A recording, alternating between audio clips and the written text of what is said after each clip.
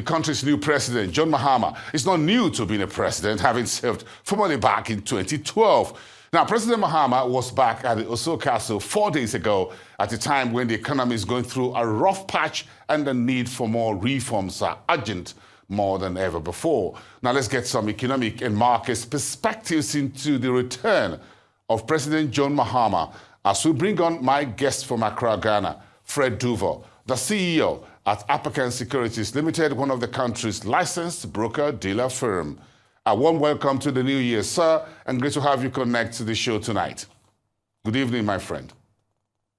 Good evening. Happy New Year, Bozon. How are you? Thank you very much. I'm doing well. Thank you very much for staying back at the office for this interview chat with you. Let's start with what is the general atmosphere over there in Ghana as President Mahama is back in the office? Well, I mean, I can say that there's an atmosphere of hope and a new beginning.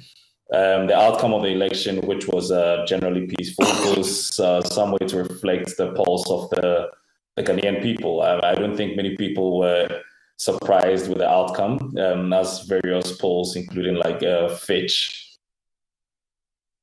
and others, predicted a win for John Mahama. However, what really came as a surprise was the 56.6% winning margin, which is the biggest ever margin won by any presidential candidate in the Fourth Republic. So generally, Ghanaians are upbeat about the prospects, and we hope this new administration is able to live up to expectations. I mean, Mahama has been here before, and I believe that he will be able to hit the ground running. Yeah, how much of how would you describe the economy that President Mahama is inheriting from immediate past President, His Excellency Nana Akufo-Addo? What are the strengths and weaknesses of the economy that he's taking on board right now? Well, I mean, it's no secret that the economy has been through a lot of challenges over the past 3 years, at least. There have been major fiscal challenges and a significant debt overhang, which triggered the previous government to opt into another IMF program. The fallout from that program, we all know, was the domestic debt exchange. The Eurobond debt had to be reworked. And this, in my opinion, is the single most significant event that has affected the Ghanaian financial markets over the past 2 decades. We also know inflation in 2023 hit a peak of about 54%. It ended last year around 24%. We had exchange rate challenges. In 2023 and 2024, respectively.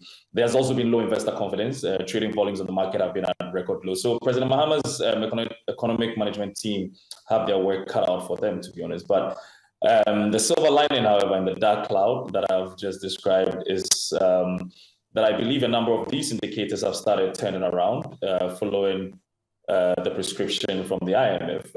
Economic growth in the first 3 quarters of last year was about 6.3%, which is significantly higher than the 10-year pre-pandemic levels of about 4.2%. Inflation has also begun trending downwards following the highs of 2023. It ended last year, as I stated earlier, around 23.8%. The cedi also in the last few months of 2024 was relatively stable. I believe it even appreciated in the week of the election by about 2.6%. So generally, I have a feeling President Mahama may be catching the economic wave on the up, and that could be some good news for Ghanaians. Yeah, Fred, just a quick one. What were the soundbites from the campaign trail that gave President Mahama that very heavy numbers, the big numbers at the polls? What did he promise to deliver? Well, I think the major slogan or the major policy that was from Mahama's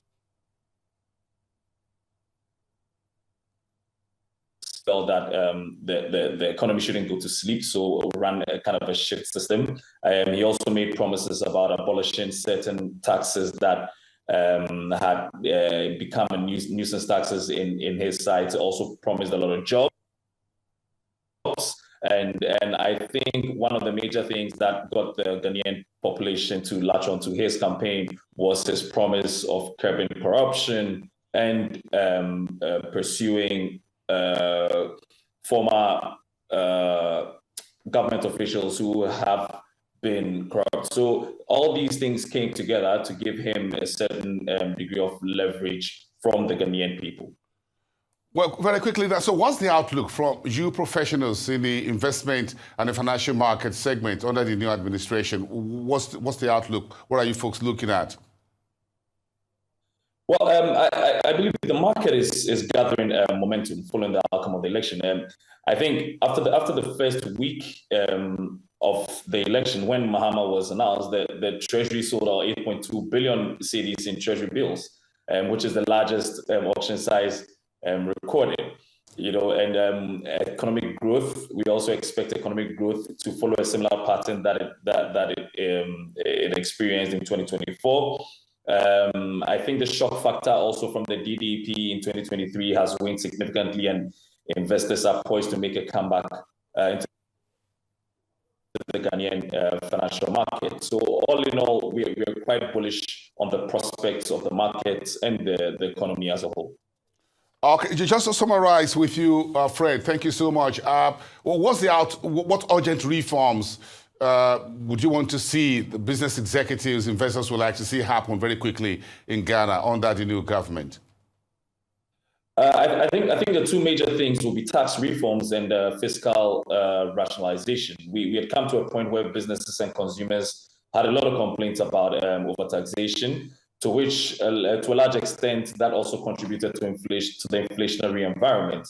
This new administration, as I mentioned earlier, espoused its intention of abolishing the e-levy, the COVID levy, the emissions tax, and some other taxes to reduce the burden on businesses and consumers. I must, however, say that abolishing these taxes will lead to an estimated loss of about 9 billion cedis in revenue. But that brings me back to the point of fiscal rationalization, where it has espoused that it wants to, that could make up for the potential revenue loss from the tax cuts. Interesting. All right. Well, thank you so much for your time on the show tonight, bringing us the latest and outlook on Ghana's new political, economic, and markets landscape. Have a great weekend ahead. Thank you so much. Fred Duvor, the CEO at Apakan Securities Limited in Ghana.